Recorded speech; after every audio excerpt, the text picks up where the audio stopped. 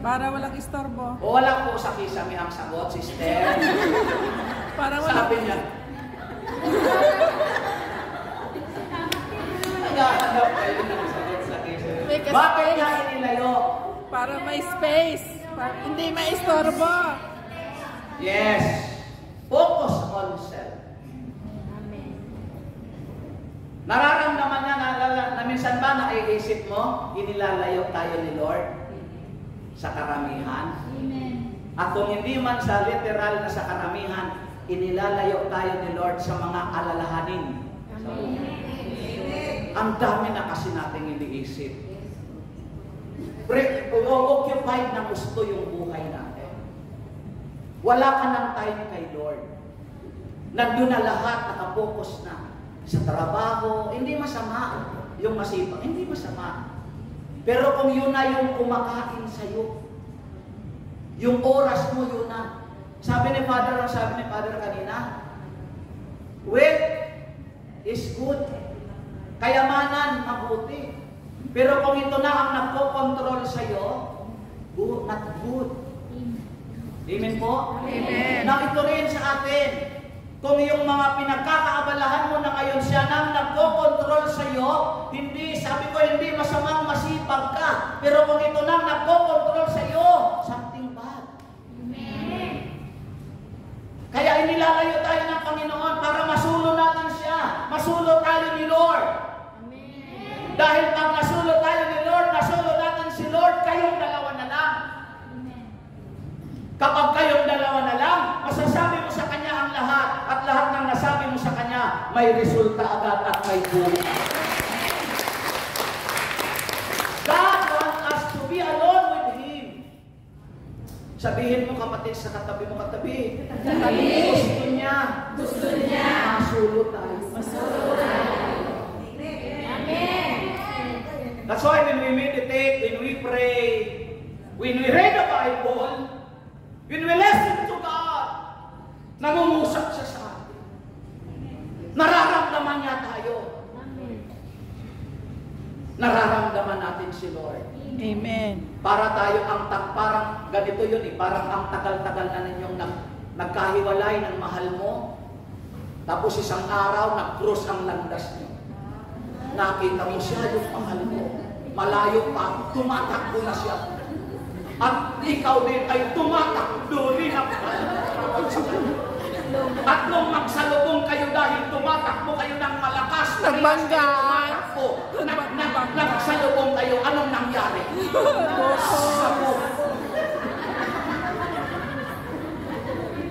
Ang tagal na tayong hinihintay lagi ni Lord.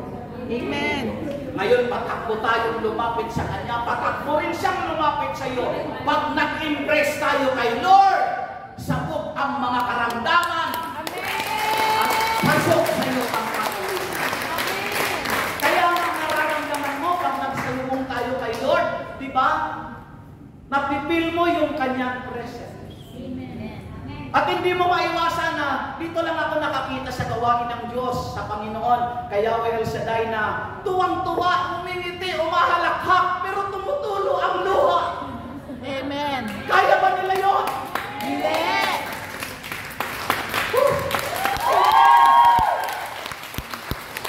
Hallelujah! Sa bingi at kotal, inilayo niya ito para masulo niya. So, encourages us in Luke chapter 5 verse 16. Jesus encouraged us to find time alone with Him. Na lagi natin hanapin ang oras para mayroon tayong oras sa Kanya. Amen. That's the point. He desires it with us. Ito yung Kanyang pinakamimiti. He desires time alone with you and with me. Amen po ba? Amen. So let's make this a priority in our lives. Pangunahin sa ating buhay. In every way, we possibly can. Yung lahat ng posibleng pwede nating gawin. Amen po? Amen. Hindi yung oras ang mag-a-assign sa iyo. Kaya huwag mong sasabihin wala kang oras. Amen. Dahil ang oras nandyan yan, 24 hours. Amen. Kung wala ka ng oras, ginawa mo na lang 20 hours. Wala na yung poor. And finally, again, wag na kayong kakanta. Make your life a living testimony. Amen. Amen. Parang konti na lang nagsampay. Amen. Make your life as a living testimony. Say it again. Make your life as a living testimony. Ulitin mo. Make your life Ang sarili mo bilang buhay na matotoo. Parang nakaiba tayo ng sagot. Say it again. Make your life as a living testimony. Ulitin nyo. Gawin ang sarili sa isang buhay na matotoo. Sabihin nyo, gawin ang sarili bilang buhay na matotoo. Say it again. Make your life as a Nakakaiba ka. Matatapos na lang ako, uuwi na lang ako. Hindi pa tayo nagkaintindihan. By the way, last week, sinabi ko na may 2 linggo pa, walang Sabado pa tayo, no? This is my last Saturday. Pero huwag kayong mag-alala, sabi ng Bible, Ephesians chapter 1 verse 6, ang lahat ng pinaumpisahan ng Diyos ay tatapusin niya sa takdang panahon. Lahat ng mabuting pinaumpisahan ng Diyos ay tatapusin ito hanggang sa pagdating ng ating Panginoon. Kaya sabihin mo sa katabi mo, katabi, huwag kang mag-alala. Tatapusin ka ng Diyos.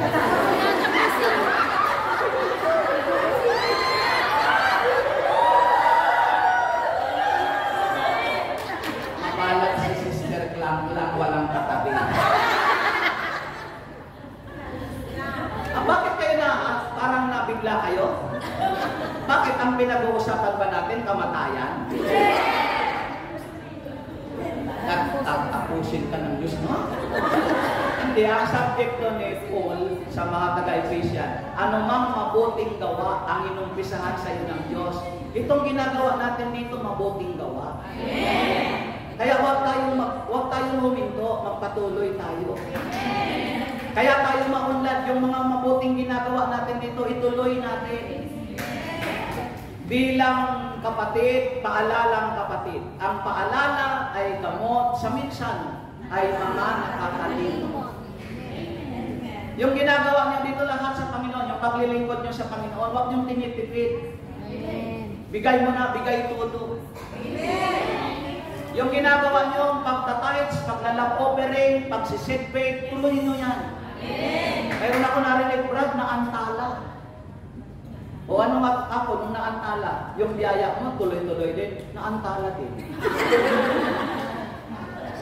Dahil si Lord, ang ginagawa niyang pamantayan, kung ano yung ginagawa mo, ang takalang ginamit mo sa Kanya, takalang din gagamitin niya sa iyo. Brad, ang tagal ko na, alam mo Brad, hindi na ako nagtatites, ang tagal ko na. Sabi doon, sa Pilipinas, nag-usap kami. Sabi niya, ang tagal ko na Brad, din na siguro, Brad, mga 2 taon na. Sabi ko, bakit po? Okay lang ba yun, Brad? Kasi matindi yung pangangailangan ko eh. Okay lang ba yun, Brad? Hindi ko makasabing okay, kasi hindi okay.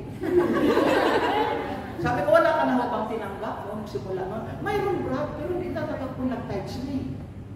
Pero Brad, di naman ako nagpabaya sa paglilingkod. Naglingkod pa naman ako. Sabi ko, sister, alam mo, iba yung paglilingkod mo.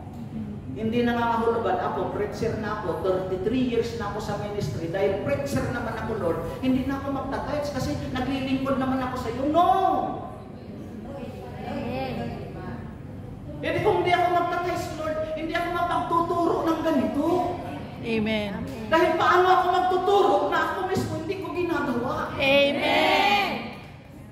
So hindi yun reason. Sabi ko, dinahandahan ko yung sister. Sabi ko, hindi po nangangahulugan na naglilingkod ka na, corporate ka na, exempted ka na. Unang-una, hindi po itinuro ng Diyos na tayo ay ipitin, pilitin. Pero sa atin po, sa sa ating sa gawain, si Brother Mike nagawa ng omnibus code. At ang omnibus code mayroong 10 points. At yung 10 points nakalagay doon, if you are a worker, you must be a tithe payer. Amen. You must be. Hindi na sinabi yun. Must. No, it must be. At yung must, it's either you like it Or not. or not. Not. Not. Must. Take no. Kailangan. Amen. Make your life as a living. Sacrifice. You see, yung mga tao na nandoon sa paligid, sinabi ni Lord, huwag ninyong itong ipagkukwento kahit kanino. Dahil ayaw ni Lord sa oras na yun na maging siya manggagamot. Baka ang pangingin na lang ng lahat, manggagamot na lang siya. Ayaw niya.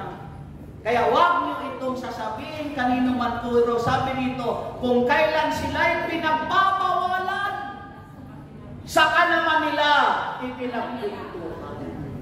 Yung ginagawa natin yan, ipagpatuloy niyo. Amen. Dahil lahat ng sabi ng Bible, all your labor to God is not in vain. Hindi masasayang. Amen po? Dahil ipagpapatuloy nyo yan, tumayo na kayo. To be continued nyo na yan, ipagpatuloy nyo na yan. Kagalakan ko na nakabahagi ako sa inyo. Lagi mong sasabihin sa Panginoon, be it unto me, according to your word, according to your promises, I can stand secure. Hindi po yun ang kakantahin natin. Kunin nyo ang inyong mga prayer requests. Ilagay ninyo sa inyong tapat ng inyong puso.